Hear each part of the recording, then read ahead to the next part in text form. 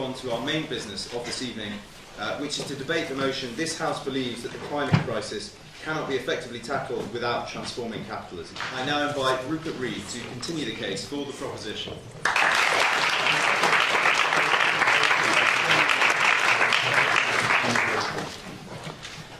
So today may well go down as a historic day.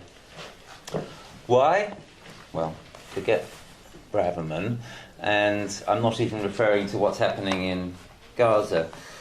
Today may well go down as a historic day because it may be the first day in human history that we have had a planet which is more than 2 degrees centigrade hotter than the pre-industrial average. And that may not mean a lot to some of you, but you'll know already from what Jamie said that that means that we are busting through what was supposed to happen according to the Paris Agreement. And I've been privileged to work for many years alongside some of the world's leading climate scientists at the University of East Anglia and elsewhere. And I can tell you what their reaction is to what's happening this year. They're scared. Or they're sad, or in some cases they're desperate, because they know what this means. So my first point this evening here is transformation is coming.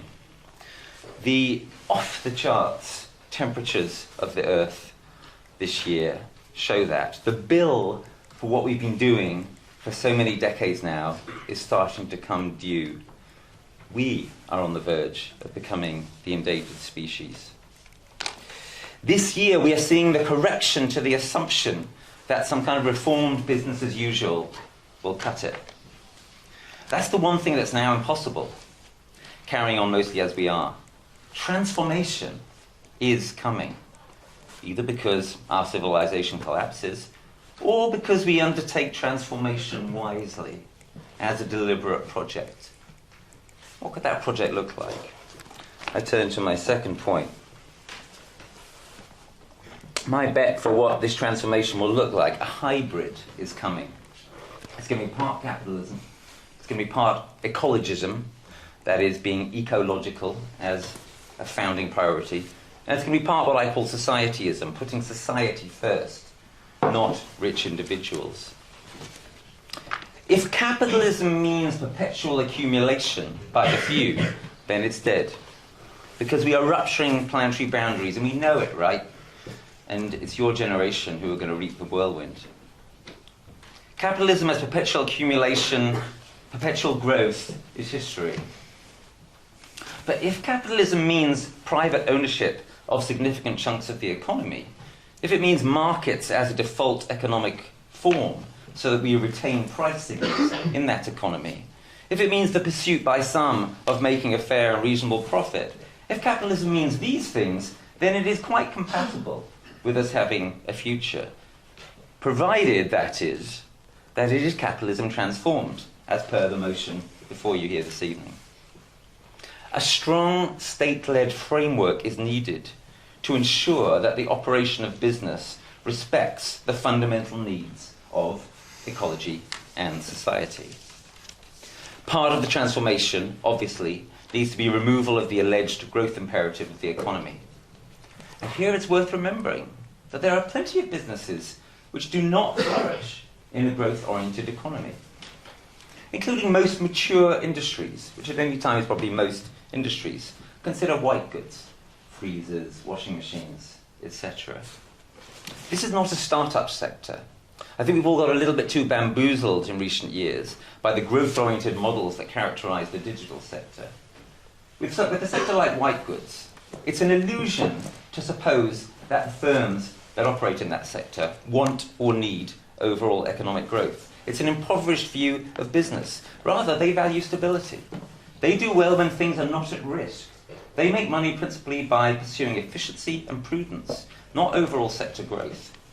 Net economic growth, in fact, tends to reduce their relative power because they are in the business of doing the best possible in a sector that isn't growing. Most businesses do not demand economic growth to do well.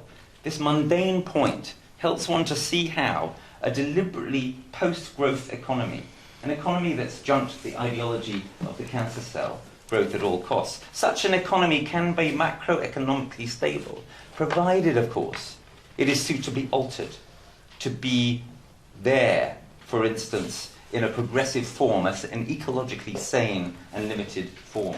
Such an economy could not and would not need to perpetually grow.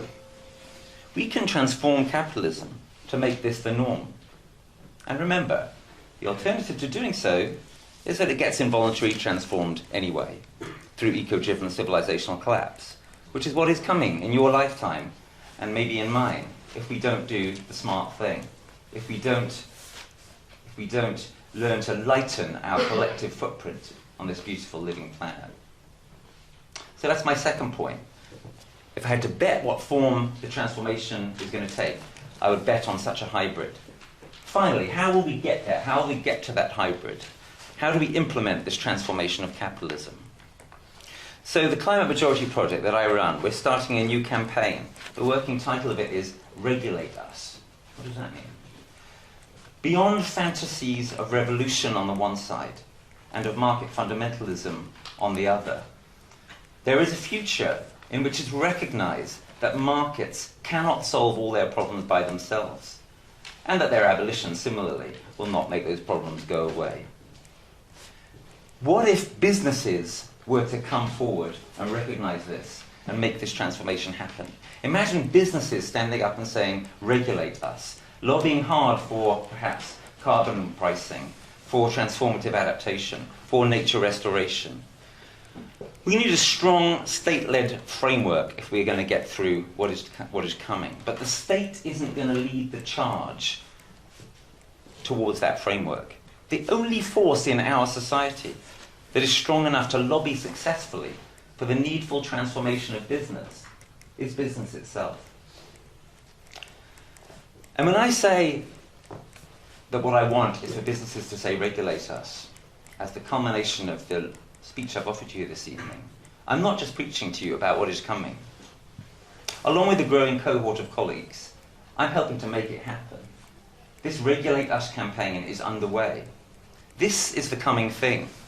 Beyond polarization, beyond fantasies, effective, common sense, post-ideological.